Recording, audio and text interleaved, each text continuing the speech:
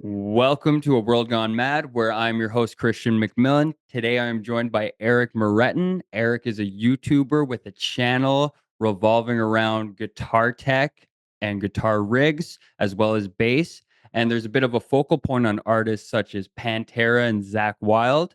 And Eric is also bassist in the band Neck of the Woods. How's it going, bro? Good man, how about you? Thanks again for having me. It's been a while since I guess we've kind of really hung out and done this, but just in general, it's good to see you again as per usual. Absolutely, bro. Yeah, I miss Vancouver. I hope to make it back out there again sometime soon and we'll get together, go see some shows again or Yeah, something. we definitely got to make it happen. You need to come back, man. I mean, and then as we were just saying, before we started recording, no matter where you are, out here, it's talking about our mental health and everything for everyone who's listening. But we're just talking about our mental health and things that are good for it. But going to the water and the mountains and just the amount of nature that's out here is just it's so good for you. It's very nice. Very Yeah, thankful. it's by far the most beautiful part of the country I've ever been in, and it's just the greens are so luscious, so lively, and it's available everywhere, even right in the big metro hub of Vancouver. Exactly. And another thing that maybe people don't realize, when they go to Vancouver, is especially down here, in the winter, when it's traditionally winter, obviously it's snowing a lot of other parts of the country and probably the continent. But out here, it's just rainy, but it's so green and lush. It's really weird. Yeah, they So go hand in hand. exactly. So it's very interesting. Back in Ontario, you can get -40, bright sunny day, and it's the coldest day on earth. But in Vancouver, it's dreary, but everything's green and kind of bright. It's really weird. It's Mhm. neat though. Yeah, yeah, everything has a beautiful, vibrant glow to it in terms of the nature out there. 100%, man. So I can't remember if the last time we talked you had already joined Neck of the Woods, but I was listening to the most recent EP and I'm a Yeah, huge fan. I wanted to dude. talk Thank to you you. about the recording process a bit and what the highs and maybe some of the problems tracking were, if there was any, if you want to just Sure. describe your experience a bit.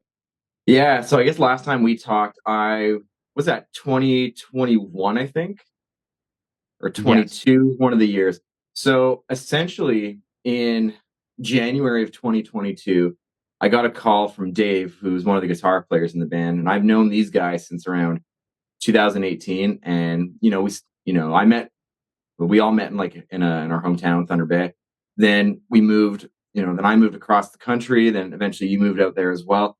And then I stayed in touch with these guys along the way, and befriended them and all things like that. Would hang out with them, go to their shows, and just hang out in general with them. And then through the pandemic, I ended up jamming with Dave a lot because he had a drum kit at his jam space. Then I brought my guitar rig in. Then it's go biking, hang out at the seawall, hang out at the ocean, then just play some music, get some food.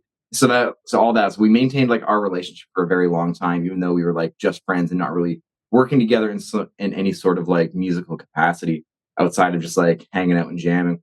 So flash forward to 2022, I think this was around January, where Dave hit me up and was like, "Hey, our bass player is not able to do this show that's going to be happening, and I think it was either July or August. Can you do that show?" And I'm like, "Yeah, sure. What's going on?" And I guess he had this trip that he had to go on. It was a pandemic trip that was booked in the pandemic, and it got rescheduled so many times. And I guess the travel company was like, "Hey, you can't do it this time. You're going to lose all your money." So it's we don't want to go to Mexico or wherever tropical resort in the summer, but we also don't want to just be out of all this money. So Mhm. they paid for that trip. Then I'm like, yeah, I can hop in for sure. I got a bass, I can make it work.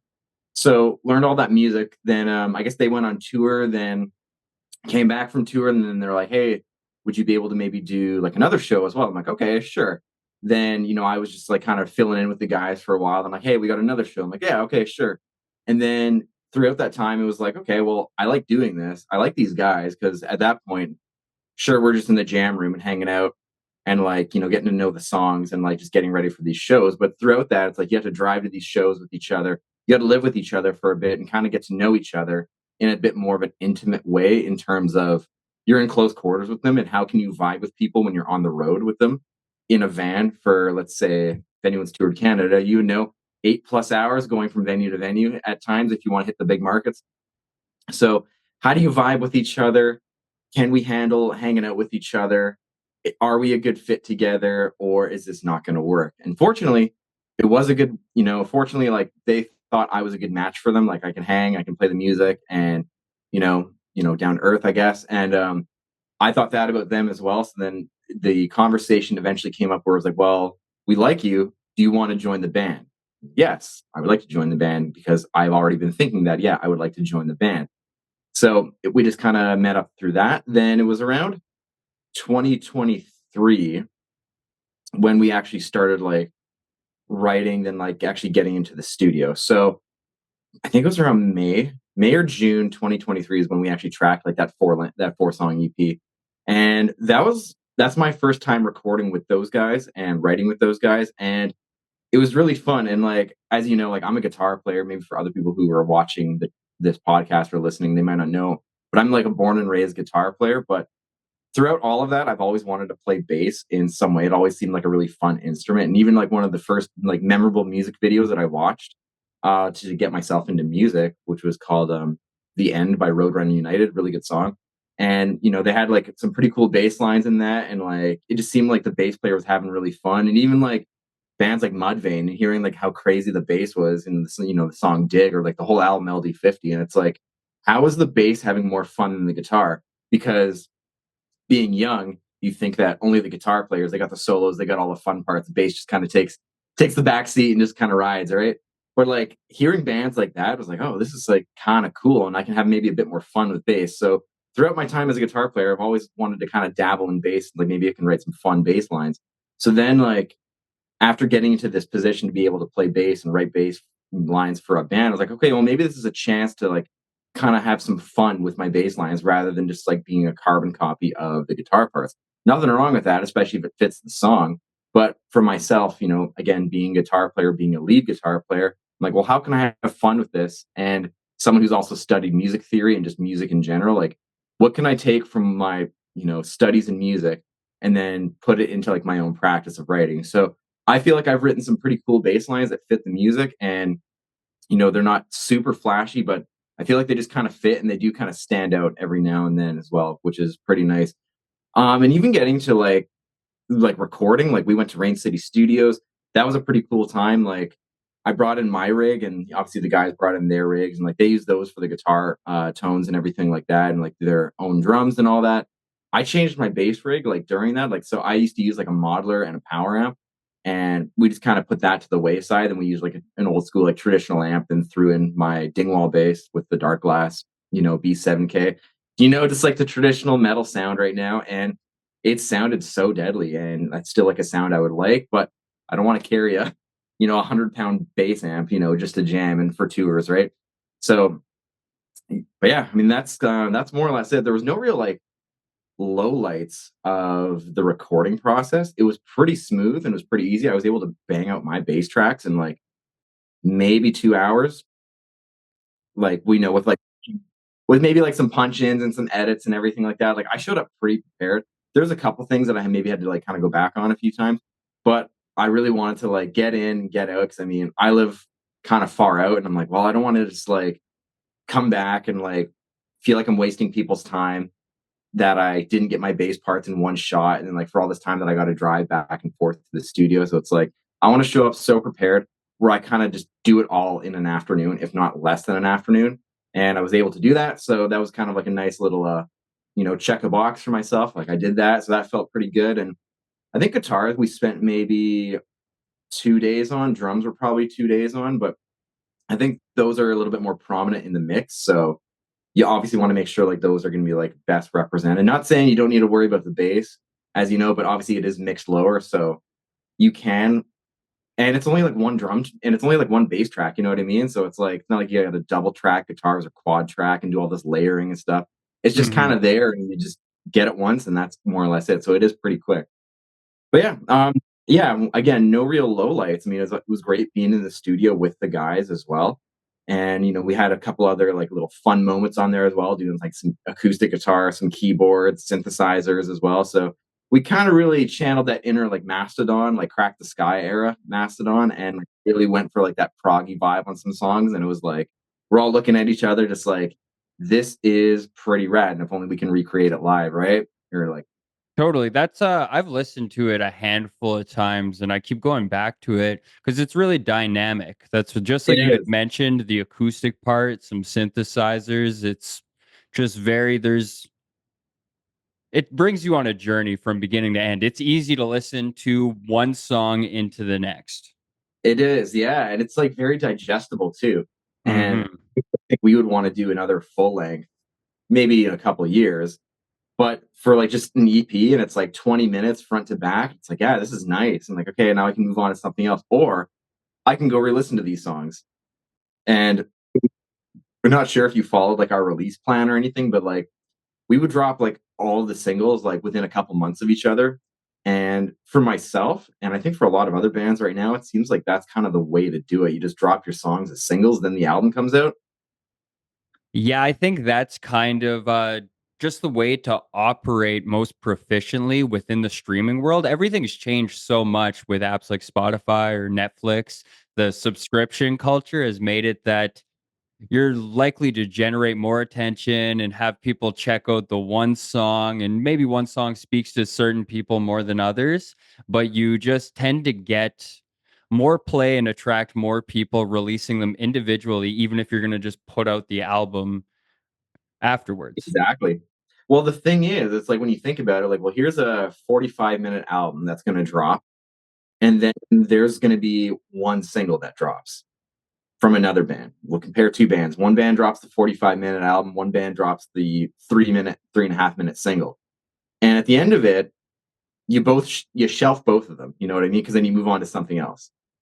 Right. So it's almost like, should we put all of our eggs in one basket with that full length 45-minute album, and then someone's just going to shelf it after they listen to it, or should we just make it like a slow release, or like kind of like, if we're going to use an analogy on it, like a leaky faucet, where it's just like you got that slow drip. Yeah.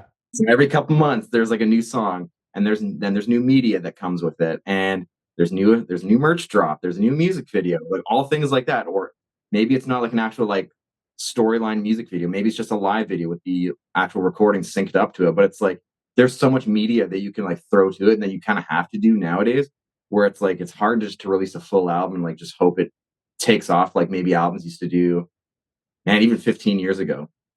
Yeah, even back then, there was more of a manufactured marketing component that I Yeah, feel like doesn't exist the same way because lots of it's has even if you're on a label, a more independent guerrilla marketing approach is just the world we live in now. it is, right? And it's like you have to kind of get with it in some ways. You got to roll with it or kind of get rolled over, you know what I mean? Absolutely. Which is tough, especially for, smaller artists, smaller bands that are trying to make a, big splash in a giant lake, to be totally honest. Mhm. It's hard to stand out because the way we consume media is so immediate. I mean, even, for all the doom scrollers out there, right? Like we all know what it's like. Like you're just going through all the reels, all the TikToks, all the videos on YouTube. Like it's nuts. Like there's so much where it's like stuff just gets lost. And it's like, well, how can I stay relevant? How can I stay ahead of the curve? How can I stand out again, make a big splash in a giant lake, for example, to get my art out there? And obviously that just goes beyond with like that goes beyond like just art, music, right? Being a visual artist, being a writer, being, if you're trying to write a novel or something like that, or even just like putting something on Netflix, getting like, into the movie realm and everything, or like the short film realm. Like, how is my stuff going to stand out? It's tough. It's tough. Yeah. I mean, It's a very saturated world now it where is. that's I do think that's where the idea of putting out singles, even if you're gonna put out every single and then release it as an album afterwards, because each single you can have some marketing experimentation with each one, and you need to give yourself that leeway of trying different things to see what gets more or less attention. Yeah, 100%. And I think that's the thing. If you just keep doing the same thing over and over again and how you're hoping for different results, you might be kind of not really asking for change. You know what I mean? Mhm. You're not setting yourself up for change. Like, even when I do like all my YouTube videos, like I'm always thinking like, okay, how can I make the thumbnail a little bit different so maybe more people click on it? can I make the title a little bit more different? Even though it's like the same video that I've done, like, oh, I'm going to take in a guitar, I'm going to fix it, I'm going to mod it, I'm going to show you how to set it up. Like that recipe I've done for a very long time. And it's just the only thing that really changes is the guitar Mhm. and maybe like what I have to do to the guitar. But otherwise, it's like, this is how I fix this guitar. I'm going to walk you through it. Then you're going to hear it. And then I'm going to give you my final thoughts and opinions and see you later. Right. But how can I make that same formula stand out video to video to video? So maybe it's a new thumbnail. Maybe it's a new clickbaity title. Again, Mhm. there might be like I might be using the word clickbait, but it's like you do need people to click on your stuff if you want to be successful, right?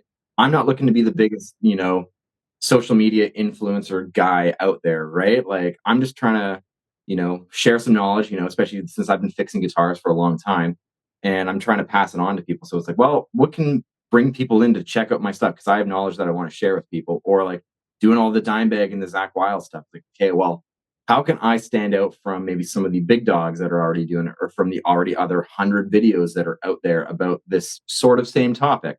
Then, okay, well, this is a super rare guitar. This is a rare piece of gear that this person used. Here we go. Let's talk about it. And it's not like just doing the current trends in guitar world, for example, which is fine too if you want to do that. But at the same time, it's like, doing like some little bit more niche stuff is kind of cool as well. And it's kind of fun. And at the end of the day, like if you're not doing it because you love it, or if you're doing it because you love it, then you're going to obviously love it. But if you're doing it, you're not loving it, you're just trying to like chase a social media numbers, follower ratio dragon, subscriber dragon, like you're probably not going to have a good time. Or if you're trying to like make that like your main source of income, that might be a bit hard to achieve at first. So as long as you're enjoying it, man, and like you're along for the ride, and like whatever happens happens, like that's the main thing. But you just got to enjoy it and you just got to be happy with what you're doing with it. Totally. I think it comes down to the interest and passion being genuine, because that's also the thing that will make make it a focal point of your life, where it's always in the back of your head. What could I do to make, in my case, my next podcast a bit more interesting? Or how can I segue from subjects easier or maintain better fluency? Are the sort of things that cross my mind in the similar realm, or even in terms of using the algorithm and trying to use some metric of views and interest as how successful your show's doing. There's funny things like subtitles is one I find in podcasts. If you put certain subjects that you cover in your podcast in the title, it seems to make a difference in how many clicks you get. For sure, right? Or even then, like you can like, I guess some people can be potentially looking for a headline too. So it's like, well, let's pull this out, and then it's going to be a 2 minute clip of someone saying something potentially out of context. Mhm. But thoughts on it, right? And it's just like views, right? Yeah, yeah, and then it's the same thing with clips, which if it's funny because I just, had my friend Liev on, and he has a page revolving around health and lots of it around being in nature and living a more primal lifestyle. But we had talked about there's a clip in which he eats a parasite out of a raw fish. And he was saying that it got so much attention was the funny thing. And he said he kind of hates doing anything like that for the purpose of attention, because it gets away from what he actually wants his show to be. But when you met when you factor in views and traffic as a success metric, Right. there's a weird way you have to try and distill how important it is and how valuable it is and true to what you're aiming to do you're staying. Yeah, exactly. And even at the end of the day, it's like, even if no one watches, like, are you still going to like, if no one watches, are you still going to bed like happy at the end of the night? Mhm.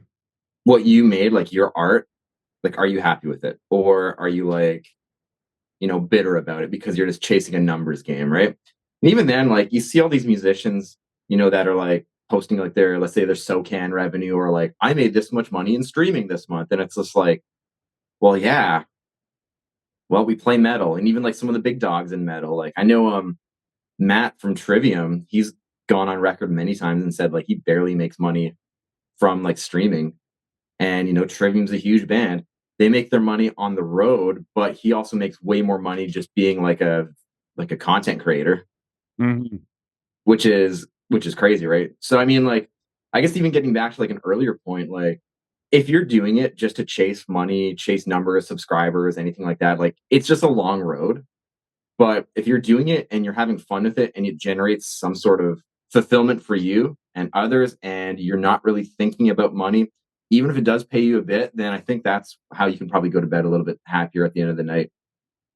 I agree. I also do think if you're chasing current trends or material success too hard in any creative field, you are likely to miss out on what makes you unique as a content creator or as a musician or an artist of any kind. And that is the thing that will attract people. There's something unique about each person. And Exactly. it's hard to find out what it is about yourself without just throwing things at the wall and finding your skills and flaws. Yeah, I mean, you do kind of have to throw spaghetti at the wall a few times, but it's so interesting that you say that because one of my really good friends, Andrew Bannett, was like, okay, well, he's a really successful creator and artist in the social media spectrum. And even he was just like, well, it's like, sure, there's like 100 topics on like setting up guitars and everything like that, or like doing this to a guitar, or like checking out this amp and that, and A, B, C, and D, whatever it is. But like, people want to see you do it. Sure, there's like 100 videos on it, but then there can be 101 because people want to see what you have to say about it, not what the other people have already said about it. Mhm. Yeah. So it's like, okay, well, maybe I can kind of do some of the same things. And I'm fortunate enough where I work on a lot of his guitars and he gets a good amount of guitars just like through his job as a creator. And I work on them, then it's like, okay, well, I'll check out this brand new guitar that just came out. Okay, cool. Then it's like Yeah. all these other creators are getting them as well at the same time from whoever your distributor is. And it's like, okay, well, it looks like my view count just went up because this is a hot ticket item right now. Now, or even like if I was to do videos on like Gojira playing at the Olympics, I've totally missed that window, right? But if I did it like right after they played, I bet my channel would have grown way more. But I'm just like sure I could do it, but like I don't know. I just feel like I'm just kind of fishing for likes and views. And at the end of the day, it's like if you want your art to take off, you might have to do some things like that. Nothing wrong with it, but I'm just like, you know what? I feel like I'm just kind of like forcing it to happen, and I just kind of don't naturally want to do it. And I am fortunate that I can, say things like that, I guess, where it's like I don't have to rely on YouTube to pay my bills since I do have an actual 9 to 5 as well. So it's like this is all just like some fun stuff on the side, and I'm just trying to do it just to share my knowledge of things with people and have some fun with it along the way and bring my knowledge to people and like show them new things and like show them cool guitars that I own and cool guitars that I get to work on. And if I do a vlog on me going to a concert, then sure, like that's fun too. Make it a little bit more personal as well. But at the end of the day, it's like, well, I guess I kind of have the liberty to kind of pick and choose what kind of content I would like to make rather than like, I got to keep up with trends because this is paying my bills. Mhm. Yeah, there's, an element of freedom within the stability you already have. Yeah. Yeah, there is definitely an element of freedom. The only thing is just like time, you know what I mean? Like you'll never get time back because like I mean, obviously you know what it's like to edit a podcast and like set it up and film it and do everything like this. Like obviously this is live, so this is pretty awesome in your case, right? But like for me, Yeah. I'm pre-recording everything. I gotta edit it down and everything. I gotta record my own guitar, write the song if I'm doing like a guitar demo, shoot the video, figure out what I want to say, A, B, C, and D, make it in a cohesive video that gets my point across, and then it turns into a 20-minute thing. But it's like not a lot of people realize like how much time and effort like really goes into that you'll just never get back. No, truly. Yeah, not trying to sound like I'm complaining or anything. It's just like it's because, I love the process and I love what I do in this realm and everything, but like it's just a lot of time. So if people are thinking about getting into like the content creation realm, and maybe if they're even thinking about getting into podcasting, like there's a lot of it that people just don't really think about, right? So I know there's a lot of people, even some of my friends, like they edit podcasts professionally, and they were even saying like, yeah, we just get it, and we get our set rate. But let's say if it's guys like you and I, or people like you and I who are at maybe like a smaller creative content creator stage, where it's like, well, we don't have the budget to hire out people to edit our stuff. So how do we do it? We learn it all ourselves, right? Yeah, absolutely, and then you maybe can Yeah, you can maybe manage your funds later for someone else to do the things you find particularly tedious or aren't your strong suit, but it is really it's a big deal to do all the mixing and editing yourself, and the same comes to I've been putting out some type beats under the moniker Sarin, and they're just some experimental hip hop tracks, but they even just mixing. And sometimes you could spend so long mixing a track and not even want to put it out, but regardless, the only way you're going to cultivate skill. That's the thing, right? And the more you mix, the more you edit videos, the more you film yourself, the more you figure out lighting, and the more you just record yourself, or just like the more you do podcasts, the more you talk on camera, the better you get at it, regardless of what it is. So even for myself, I listened back to like some of my old mixes when I was just like working on a laptop and like all this free software. And again, nothing wrong with any free software or anything, but it was just like, oh yeah, like my mixes were not good. And listening to it where it is now, it's like, okay, like I guess I have definitely grown an ear for mixing and like things like that, and like maybe a bit of mastering and things like that. Or even like, what do I want to say and how do I want to say it in a way that makes people want to continue watching Hmm. or continue listening in some ways. Yeah, totally. Because there is that effect. You press record, and all of a sudden, everything you knew you were going to say falls right out of your head. Oh man, that happens to me all the time. Like there's been so many times where there's tons of times where I just hit record and like I think I know what I want to say, then it just like gone. Nope, nothing. Or I just trip over my words. I'm like sick. Like and being someone who's like stood in front of large audiences and like can play guitar or bass in front of like giant rooms or like go in front and speak in front of people and like be totally comfortable with that. And then I do this and it's just like it's like how am I messing up? But whatever. Yeah, I think the only way to get over that is to just do it more and more often and become more and more comfortable when you know your words are being etched in video. Yeah, that's the thing. Or it's like, well, if I keep messing up, maybe I'll say it 100 times on camera, and then just I'll find the best take, and I'll just pull that out and throw it in. Totally.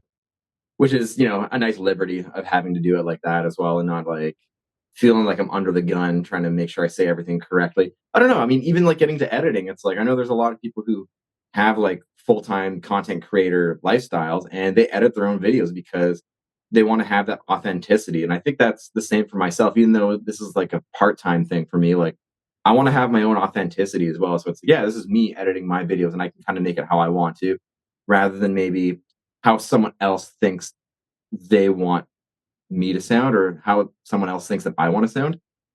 Yeah, and there is a lot of power in editing where we've all seen the news, and sometimes you could take a cut up clip of something someone said, and it's actually not at all what their intention was when they said it. Because like regardless of what it is, lots of people are just looking for a headline. Yeah, Even like, when I went back to NAM this year, like the giant music convention in California. Even talking to some people about like, and even just other people that I met throughout like the year and everything like that, and like caught up with friends that are professional musicians and things like that.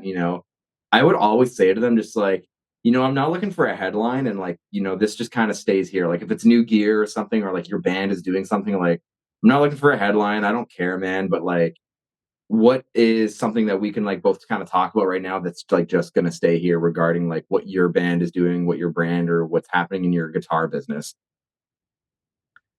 Because it's like, I don't know, even like, I think even getting back to an earlier point of like, what's going to make me get views, right? And like, oh, I met with this guitar builder and they're releasing this new model, but don't tell anyone, even though I just dropped a 3-minute video on it and I highlighted that conversation that I was secretly recording, right? Like things like that. Then like the internet explodes for 5 minutes. right. Yeah. I wanted to ask you about the process you go through. You have a video where you talk about particularly achieving Zakk Wylde's tones and sounds. Oh, yeah, And it's yeah. been on my mind of because you mentioned in it, it's something you particularly love to do is to take a guitarist or a band and model their sound. And I just wanted you to pick apart the way you go about modeling a band's sound. Sure. I mean, like, well, if we're talking like guitar tones, for example, like there's a lot to consider with all that. So some things that I try to do with that is I'll try and go to like a live YouTube video and then really listen to that because it's going to be unprocessed audio for the most part, and it's captured with like either it's a live off the feed, live off the board recording, and it's like a live album, when it's pro shot or something like that, or it's like someone with their iPhone or someone with like an old '90s camcorder in the '90s, filming Pantera, Slayer, or whatever band, and it's like okay, maybe I'm going to use that as a starting point, and I'll use the album as reference points because again, an album is going to be mic'd up. It's going to be, under so many different microphones, the cabinet or whatever kind of amp it is, it's going to be often like some isolated room for the most part. It's a very like surgical way of getting a tone. Sure, it sounds amazing. Like no doubt about it. It sounds amazing. And there's like extra outboard gear and compression and all the stuff. Then it's mixed in. But now it's like, okay, well, then you hear that album guitar tone. It's like, that doesn't sound like what I normally hear because the bass is also mixed in as well. And you got the drums and you got the vocals and you got some EQ just so everything fits in a certain way. So what I like to do, I know it's really long winded. So what I like to do is like really like listen to those live recordings and just like, okay, well, I'm going to base it kind of off that because it's like so pure. It's the amp mic'd up with probably an SM57 straight to front of house, whatever's easiest for the most part, right? So then I'll take that and then I just kind of think to myself, well, what's the easiest way that I can do it? And sure, I got some nice tube amps like behind me here, and specifically for the Zakk Wylde video, like I could have tried to recreate his actual live rig and like get that sound and like record it and everything like that, but it's kind of not possible because a lot of that gear is very expensive. And even though like I got some amps back here, like I got a lot of this stuff for a deal, and like, I know not a lot of people have the ability to like find gear like this for deals, or they're just not able to like crank up a tube amp in their apartment or wherever they are, or they just don't have a jam space where they can actually go and crank it up. So getting back to that, I was like, okay, well, a lot of people are using plugins. They're pretty affordable. Of course, you need a computer. Most people have a computer in some way, shape, and form now. It's just an unsung kind of an unsung mandatory thing in life now, just like internet access and like being online, but that can be a whole other conversation itself. So I thought plugins, computer, like let's just try and do this and let's just see what happens. So loaded up a plugin and then I found like an impulse response, which is like a millisecond capture of the way the air is moving from a speaker to a microphone. I'm getting that correct. And basically someone took a IR capture of the speakers that Zakk Wylde uses, which are like these super expensive, like really niche speakers that you just can't go into like Long and McQuaid or like Guitar Center and buy because they're just not in stock. You kind of have to buy them right from the manufacturer, and they're expensive too. So what I thought was like, okay, I'm going to get this. It's a free IR pack, and I'm going to throw it into my plugin, and then I'm just going to see what happens. Okay, Zakk Wylde uses chorus. Okay, the plugin that I have uses chorus. Sweet, that sounds good. Then he uses an overdrive pedal. He uses distortion. Okay, cool. I'm going to turn all that on, mess with the settings a little bit, and cool. Then I recorded it, and I'm like, wow, this sounds pretty much like Zakk Wylde. I even recorded an Instagram clip a while back with that same exact sound. And there's a lot of people who messaged me, and I was playing like the Zakk Wylde guitar and like right into it. And there's a lot of people who are just like, wow, you sound like Zakk Wylde. I'm like, well, yeah, I mean, have like the recipe for his tone. Then I'm just working on this video. Then I will show you like how I'm getting it. And they're like, okay, like just show us because this sounds like crazy, like Zakk Wylde. It sounds like No More Tears. It sounds like the new Black Label. It sounds like how he sounds with Pantera because it's like the same rig or whatever. But then like listening back, I'm like, yeah, this does sound like the studio recorded tones. That's kind of why I made that video. And I'm like, this is so much easier to do now versus like when I was 12 getting into guitar. Because I would listen to all of these bands and I'm like, oh, well, how can my amp, sound like Dimebag, Zakk Wylde, Alexi, Trivium, and all these other bands that I like, or Slipknot. And it's like not possible because they're like all of those guitar rigs from all those different bands are so different. The speakers, the way the amps are recorded and everything like that. And what I had at the time was like not really in the ballpark of the super professional gear that a lot of my heroes were using. Then it took a while until I was able to like really understand what guitar tone was really based on and how people get guitar tones, guitar tone changes from the studio to live setting and things like that, and how it changes in a mix versus just like being on its own. And trying to understand all that and like, okay, what's the most comprehensive way that I can do it? And I want to do it on a budget instead of spending 3 grand for a Marshall head, then trying to find the matching cabinet that has the Zakk Wylde speakers, then trying to get all this era specific gear. And sure, I was able to do that with like, Dimebag's rig. And I had that video on my channel as well, where like I have every piece of Dimebag's original rig like in like this giant rack. And my buddy owns that. So I was able to borrow that from him and just like walk everyone through the gear because there's not a lot of people online who are able to do that or like have that video. And I'm like really fortunate and privileged to say that I know someone who lives pretty close to me that I was able to kind of like run over, get it, and do that video, then give it back to him. But like all that stuff, it's vintage, it's expensive, it's hard to find, and you hope it works when you buy it, and you hope it works after you buy it as well, because who's gonna like fix vintage gear, right? You got to find like a really specific amp tech for a lot of that stuff, and it seems like a lot of amp techs are just kind of going by the wayside Mhm. because a lot of the newer amps are just getting more and more complex, or people just don't want to do this kind of work anymore, which is challenging. A lot of people just say send it back to the manufacturer, which is how a lot of amp warranties are right now. So even then, for like, let's say this amp here, like this crank amp, crank doesn't exist anymore. So who do I find to service this amp when it dies? I don't know. Hopefully someone on Facebook Marketplace, right? Hopefully they're good. So again, even keeping that in mind, I'm like, well, plugins just kind of don't die. And even if it doesn't work, for example, like I'll just uninstall it and reinstall it, and then all my presets are saved. And the other thing too with amps, like if I was going to use like be in a Zakk Wylde tribute band or something like that, or whatever it is, then like, and if I'm going to tour with it, that amp tone is going to change day to day to day, right? Depending on the room, depending on so many different variables. And what happens if my amp doesn't turn on? Whereas like a plugin with like a laptop rig or just like a modeler, like I can kind of just take that everywhere and just load my presets in anywhere I go. And then it's just going to sound deadly. Mhm. Yeah, and it's a template, right? You can Yeah, bring with you. exactly. Yeah, exactly. And it's just like, I mean, it's digital, right? So it's never going to change Yeah. unless like you actually physically change the parameters on it. So I thought, you know what? This is probably the way to do it. And even then, for like a lot of my recordings, I just kind of use plugins because it's always going to sound the same.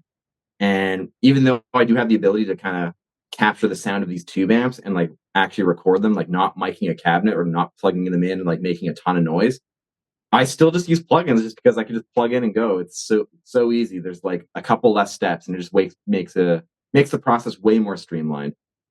Absolutely. That and when I was in college, I became fascinated with signal splitters. And the reason was just because we live in such a different world. I always want a clean guitar or bass take to reamp later, or you could just do a myriad of things with it later on. But I just want to have it, even if I'm tracking an amp already. Well, the other thing too is like, even like as you just said, like you want to reamp it later and everything. Like you're not married to the guitar tone. You can just get the best performance of your life for this recording, and then reamp it later, and then deal with the tone later. Because the most important thing is playing it well. Like there's a lot of guitar players who play like there's I should rephrase that. There are some guitar players who have killer tone and they're decent players and like or they're just okay. Sure. What I mean? But you gotta also like really play well as well. And the tone will come later. Hmm. If you have ears, you got good ears, and have a good sense of like what is good tone, like you'll figure that out really easily. And even then for the most part, if you can put your amp at noon and it sounds good, like you're good. Maybe just turn the gain up and the volume to taste, but like you're good if everything can sound good at noon, then just kind of mess with it there. Like it's not really hard now to get a good sound, especially because you can go on like Reddit, YouTube, or wherever, any forum, and it's like, how do I get a good metal guitar tone? And it's like there's a million like subreddits and YouTube videos that'll show you how to get a good metal guitar tone. Yeah, and especially in the subscription age, there's so many things in terms of modeling. You could spend $8 a month and actually have a very proficient setup right in your laptop. I know, and that's the thing, right? Like that IR pack that I used for the Zakk Wylde tone, like that was a free IR pack. And if you want to get the actual speakers, they're depending on who the seller is, like they're between $300 and $500. Like that's a ton of money for like one single speaker, where most cabinets can be maybe $500 or $300 used. So like it just doesn't make sense for a lot of people, even for myself. I'm like, what am I going to do? Buy a $500 speaker, then like use it once and like, okay, that was nice. Goodbye. Yeah. yeah, I can't really get my money back out of that even if I sell it because who is really in the market for that niche of a speaker? Yeah, it's so specific. Yeah, and it's like again, like I'm not trying to speak for everyone, but I know there's a good amount of people who maybe are on fixed income, fixed budgets, and I really want to recognize that like with some of the videos that I do, especially like this. I'm like, okay, well, here's a plugin. You do got to spend some money with it. I'm using it because I like it, but here's some free IRs that really give you the sound. And because the speaker is most of the tone. So I might even revisit that honestly and just like, well, how can I do this with all free plugins and just like kind of see what happens? I think that's a super cool idea myself. Yeah, I'd be down for that, and I appreciate that. I mean, just to kind of show people like you can get like this wicked guitar sound, and all this stuff is free. Mhm. The only thing you need is literally a computer and an interface and a guitar.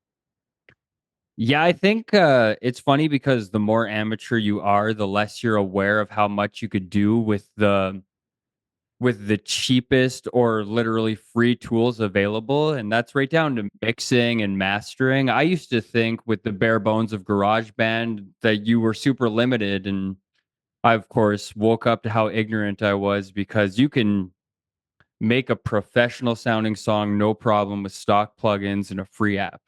Yep, exactly. I use Reaper, exact same thing. Mhm, Sure, some of the actual like actual Reaper software like is not the prettiest to look at, but like mhm. what works and it sounds good. I mean, because you don't really mix with your eyes, you know what I mean? You just mix with your ears. Yeah, no, it's so true, and that's a funny cliche I used to see online all the time when I was in college and really didn't have skilled ears for mixing. It's you see people in Reddit threads and stuff like that asking for help, and Yeah. so many quotes of "Use your ears, bro." Yeah, I know, right?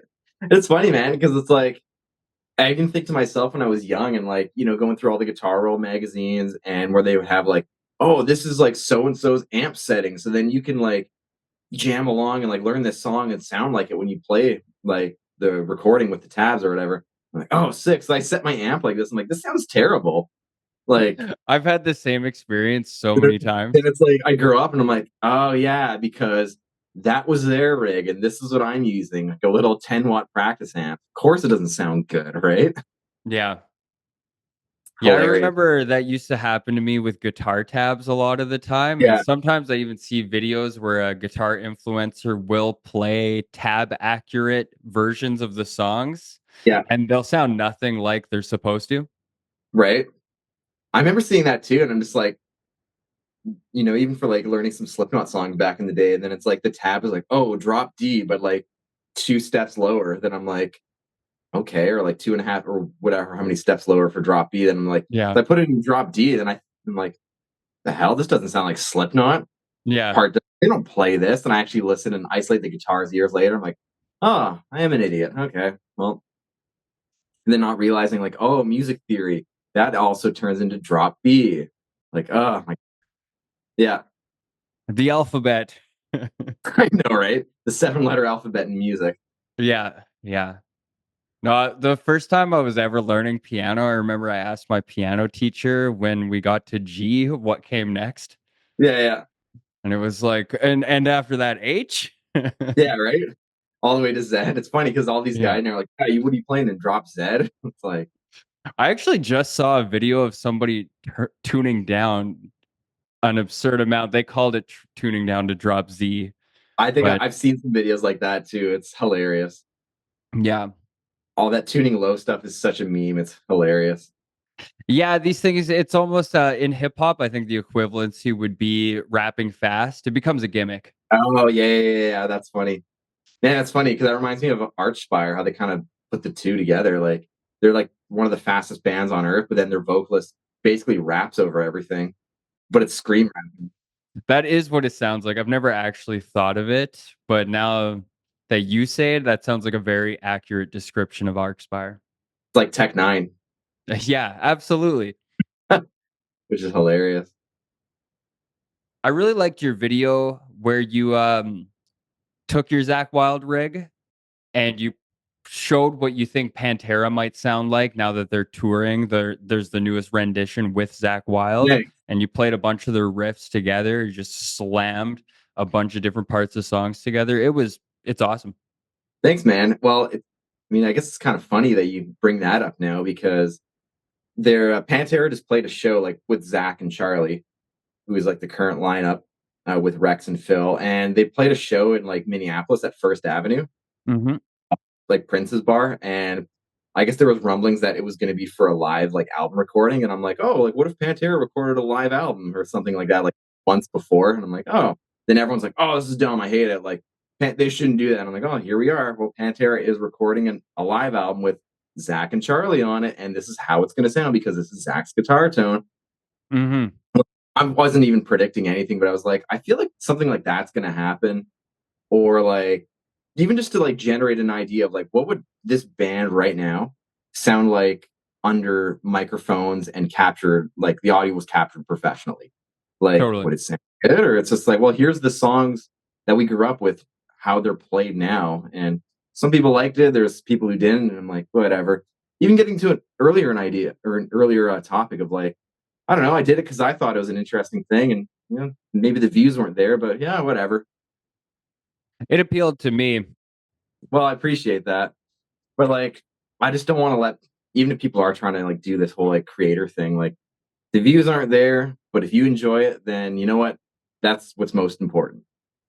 Doesn't matter how much money you make off this stuff. Um, doesn't matter how many likes or views you get. As long as you enjoy it, then and that's the main thing. It is pretty disheartening though. Like if you spend a ton of time on a video or a podcast or whatever the form of medium is, and it's not really picked up as well as other stuff that you've done. And it's like, well, that kind of sucks. But you know what? Back to the drawing board and let's try it again. Let's see what happens. Yeah, there's always a lesson to be learned in every failure, but failure feels like an overstatement for what you're describing.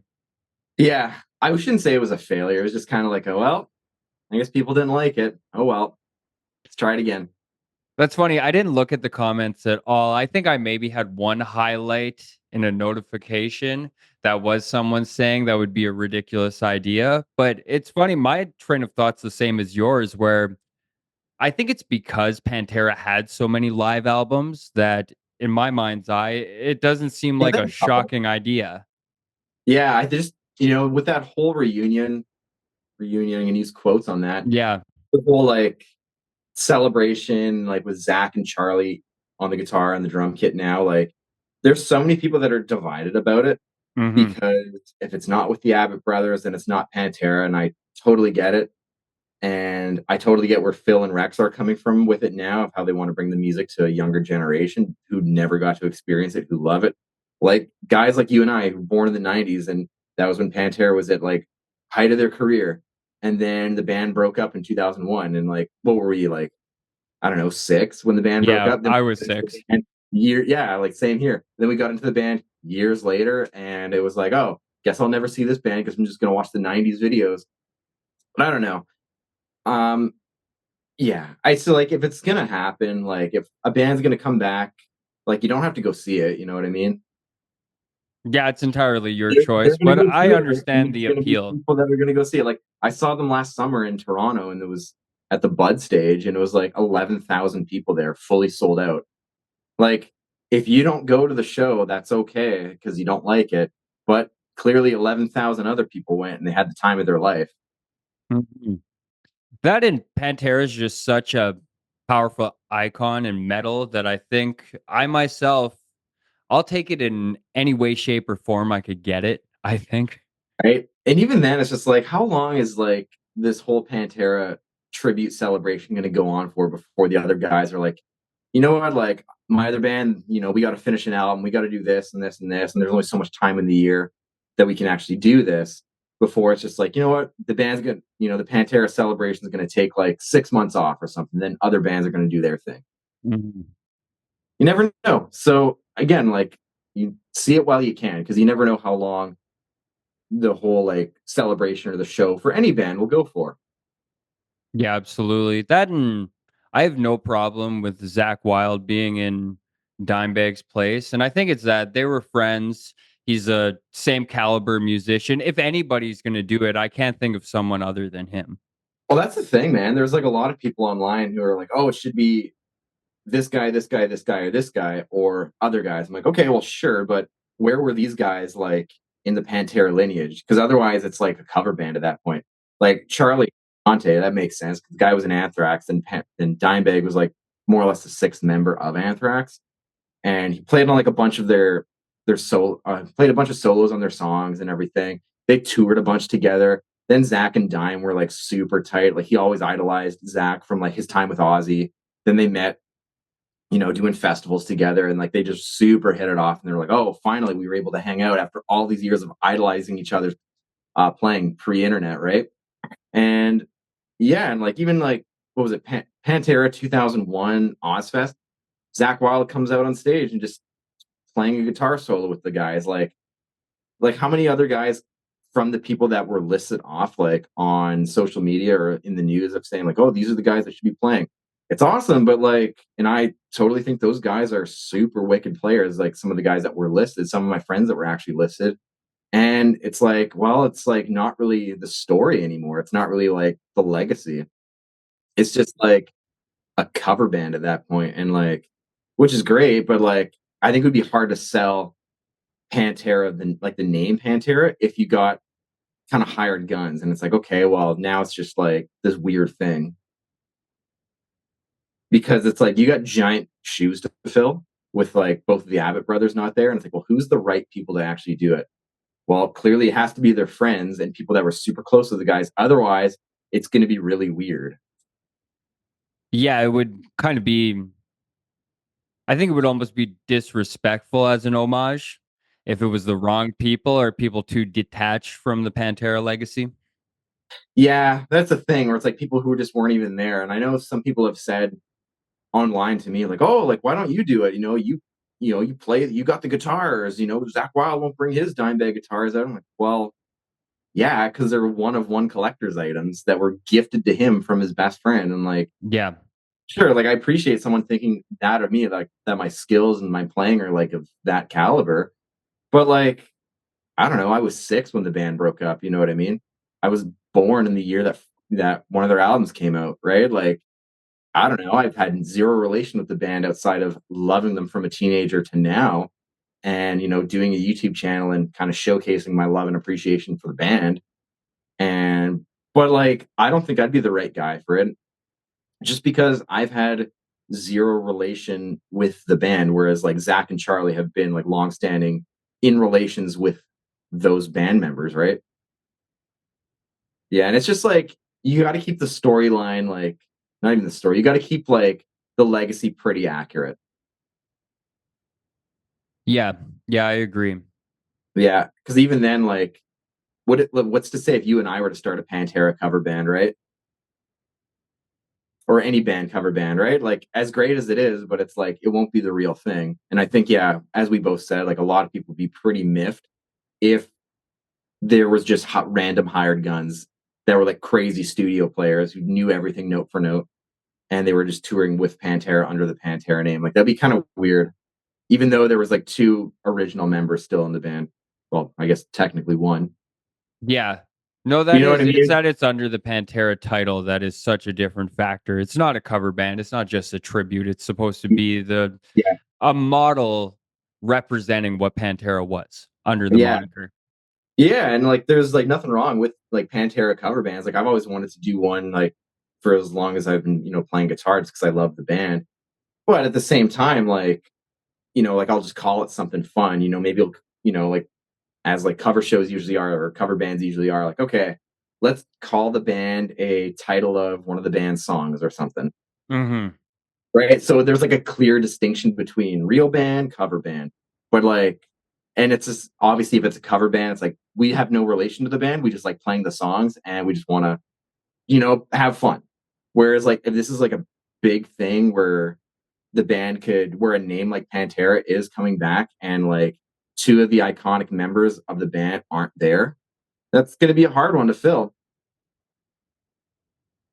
That would be a hard sell on Ticketmaster. You know what I mean? I think it Yeah, would be anyway. absolutely.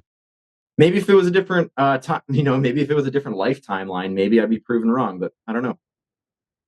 Yeah, it's also at that point, if that was the intention, you could almost just have Down tour and play Pantera songs or something like that. I think Phil and Rex have done that a couple times. where like maybe Down has been playing, then it's like, yeah, Rex and Zakk. There's a couple of videos where like Phil's been playing, I think with Down or another band of his, then like Zakk has come on stage and did a guitar solo or played with them. Like if they were touring with Black Label, then if they were in the city that Rex lives in, Rex came on stage and played bass for the song as well. And it's like, okay, this is like this crazy thing. This is the closest that we'll ever get to Pantera or whatever, something like that, right? Right. But like, yeah. But otherwise, if it's like people that aren't related to the band, like let's say if our bands decided to cover Pantera at a show, it's like, okay, well, there's a nod to the Pantera. Sure, that's cool. Actually, Polyphia, when they were in Vancouver, they just covered the ending breakdown of Domination just for fun. But it's like, okay, that's a cool like nod to it. Like that's fun. Yeah, Not like they're saying that they're Pantera, right? absolutely. That those guys can play all the music for sure, but at the end of the day, it's just like two different bands, whether it's a cover band or a band just like throwing a little clip of the song in their set, or it's the real band with like really close original members, or at least members that are there for were there like since the beginning for the most part. Yeah, might as well be original to most people's knowledge of Pantera. Yeah, I mean, well, look at Megadeth. The only original guy is Mustaine. Yeah, that's one of those bands that it's his band. Yeah, like he is Megadeth, and like everyone else is just kind of they're just kind of there. I definitely think my favorite era of Megadeth is when Marty Friedman played guitar in it. Man, that's literally my favorite era. Like Rust in Peace. I mean, I keep saying it, but it's like that's like the only album you really need. Yeah, Like I agree. 30-ish years later, and it's still like insane, and people are still trying to dissect the solos that he did off that album. Like, yeah, you did a really good album when, right? Yeah, yeah, when it's something that can be scrutinized for 30 years. Yeah, and still like, kids coming up and being like, "Oh, I want to play like Symphony of Destruction. I want to play Hangar 18, Tornado of Souls." And it's like those are still like benchmark like, oh, upper echelon like of playing guitar solos because they're just staples of being amazing. Yeah, Megadeth definitely all the guitarists have been super talented. It's a really cool technical band. Yeah. I personally, I probably got into metal through bands like Metallica, but Yeah, Megadeth I feel like has such a far vaster surplus of I know. music I enjoy. Right? And like I'm the exact same way. Like I was never a real big Metallica fan. It's like, okay, I know the hits, Puppets, Sandman, and like Justice, and okay, like they're good, but like they didn't really do it for me as much as like hearing Hangar 18 did. Mhm. Like I remember hearing Hangar 18 and seeing the video was like, what am I watching? Like this is crazy guitar playing. Whereas that was never really it for Metallica for me. So Metallica really took a back seat for me, whereas Megadeth was like right in front. They were driving the car. Metallica, I feel like had some really prominent earworms, like some songs that would get stuck Oh in yeah, your head really powerfully, and that's yeah, kind of why they superseded Megadeth in the public lens. But in terms of musicianship, I oh think yeah. Megadeth has always carried that torch.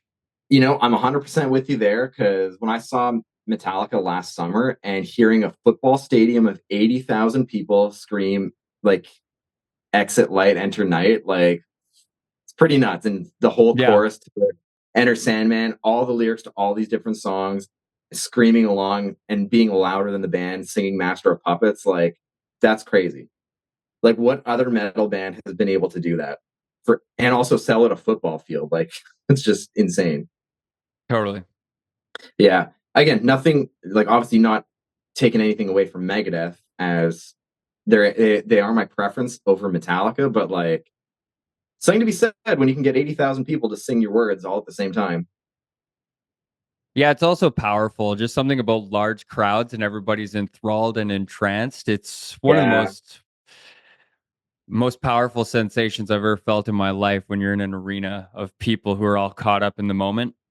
Yeah. Oh man, 100% with you there. Regardless of the arena, like man, even shows at like little dive bars too, where it's like 200 people sold out, and it's like people are screaming the words at you, like, and you're on stage, and people are trying to crowd surf up to you. Like that's that's something else as well. That is like visceral raw energy. That is like, so if a band can do that at 200 people, 1,000, 10,000, 80,000, or a plus, like it's pretty amazing, regardless of the music. Yeah. Yeah, it's a Yeah. powerful moment of human connection. Yeah. 100%, man. I think that's a great place for us to leave off, brother. Yeah, man. Good if you are. Thanks so much for being here, man. Thanks, man. Great time as always, and always appreciative of your time and having me on the podcast. Absolutely. I look forward to doing another one. Likewise, brother.